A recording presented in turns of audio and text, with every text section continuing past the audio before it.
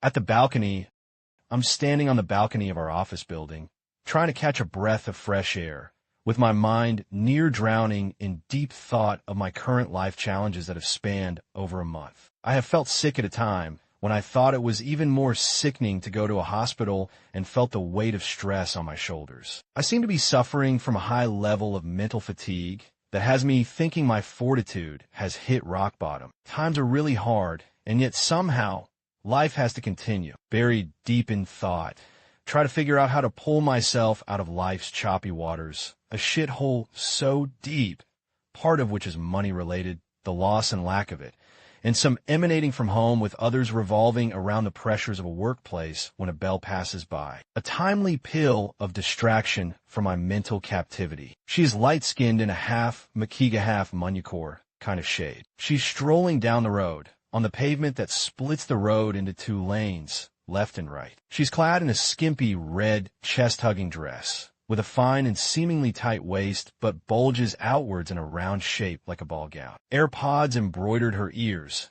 A green cap adorned her seemingly unplaited hair with her feet cloaked in light flats. As she walks down, the mid-morning blowing wind threatens, in a serious attempt to flip her round-bottomed dress. But what caught my attention was that she continued to walk, unbothered about the wind or her immediate surroundings. Her lack of concern took me back in time when I lost my grandmother Solemn in 2010 and later on a friend, Paul, in 2015. How the world around me seemed unbothered, continuing to move on like nothing had happened. But it was also a reminder of how lonely life can be even when you seem to be surrounded by loved ones. Her lack of concern could be interpreted in two ways. It's either she was so focused on wherever she was heading to, probably buried in thought, her mind frozenly dedicated to the day's agenda, or her own life circumstances, just like I had been a minute back before she captivated me. On the other hand, it could be that she was at that stage in life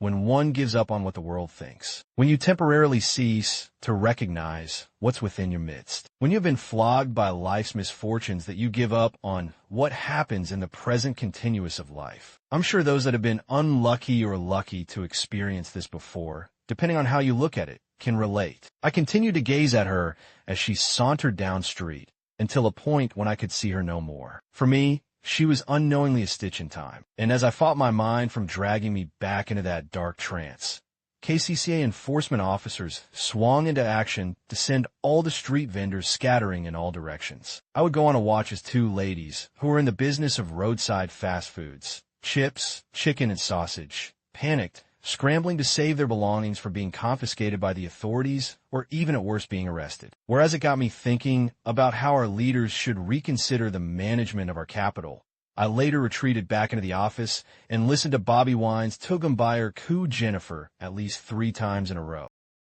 Hi everyone, this is Robert K. Circles. Thank you so much for tuning into the podcast today. I really appreciate you taking the time to listen. I hope you enjoyed this story. If you did, I'd be incredibly grateful if you could take a moment to subscribe to the podcast so you don't miss any future episodes. Give us a like on your favorite podcast platform. Leave a comment letting us know what you thought. We love hearing your feedback. And if you know someone who might enjoy the show, please share it with them. Your support means the world to me and helps us reach more listeners. Thanks again for being a part of the Robert K. Circles community. Until next time, take care.